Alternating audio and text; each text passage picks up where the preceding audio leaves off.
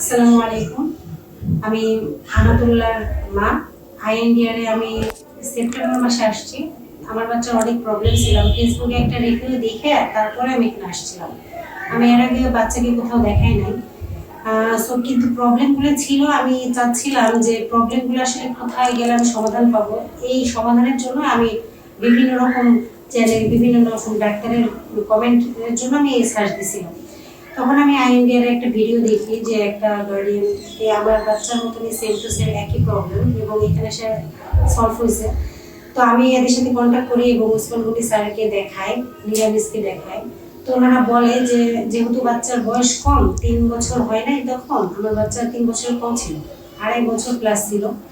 তো বলে এটা অটিজম বলা যায় না, কিন্তু অতিরিক্ত ফোন দেখার জন্য আর মানে হাইপার অ্যাক্টিভিটি হয়ে গেছে এডিএইচডি।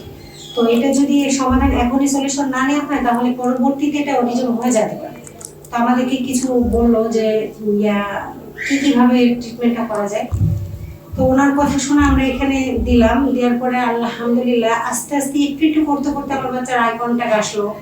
তারপরে কমেন্ট ফলো করলো, যেমন আগে কোনো কমেন্টই ফলো করতো না। আমি একটা কাজ বললাম, সে শুনতো না, প্লাস সাথে সাথে রিয়াক্ট করতো, জিনিস ছোড়া মারা, তারপরে নিজেকে নিজে আঘাত করা, বিশেষ করে মাথাটা দেয়ালের সাথে এত জোরে হিট করতো, মানে আমি ধরার আগেই 1-2 বার মারা হয়ে যেত।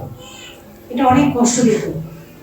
আবার নিজের শরীরে খামচে দিবে এবং আমাকেও কিংবা যে প্রোটেক্ট করতে যাবে তাকেও খামচে দিত। এখন টোটালি নিজের শরীরেও আঘাত করে না এবং অন্যজনকেও কোনো আঘাত করে না। আবার কথা আগে শুধুমাত্র আমাদেরকে একটা দুটো শব্দ বলতো, সেন্টেন্স না, শব্দ, মা, বাবা, তারপরে দাও, এতটুকু বলতো, আর কিছু ছিল না। আর এখন আলহামদুলিল্লাহ পুরো সেন্টেন্সেই সে কথা বলে, যেটা লাগবে, যেটা লাগবে না। আবার ওয়াশরুম যাবে যে সেটাও সে নিজে এসে বলবে, প্লাস ওয়াশরুমে যাই ওয়াশরুম করে, গোসল সে নিজে করে, নিজে খাবারটা সে নিজে তুলে খায়। তো এই জিনিসগুলো আমি এখানে এসে পাইছি। একটু প্রবলেম আছে এখনো, হয়তো আমার আরো কিছু সময় এখানে থাকা লাগতে পারে। আর এখানকার মিস অনেক ভালো, সব মিসই ভালো। তার মধ্যে আমার মেয়েকে যেহেতু নাদিয়া মিস দেখছে, সেহেতু আমি নাদিয়া মিসের কথাই বলবো। ওনারা যত্ন সহকারে বাচ্চাকে প্রথম দিকে কুলে নিয়ে বসানো, তারপর আস্তে আস্তে করে একটু নিজের কাছ থেকে সরে বসানো এবং এক জায়গায় বসে পুরো ক্লাসটা করানো, এক কথায় অনেক হেল্প করছে আমার বাচ্চার সুস্থতাতে। যেমন আমার পরিশ্রম আছে, সেম টু সেম মিসেরও পরিশ্রম আছে।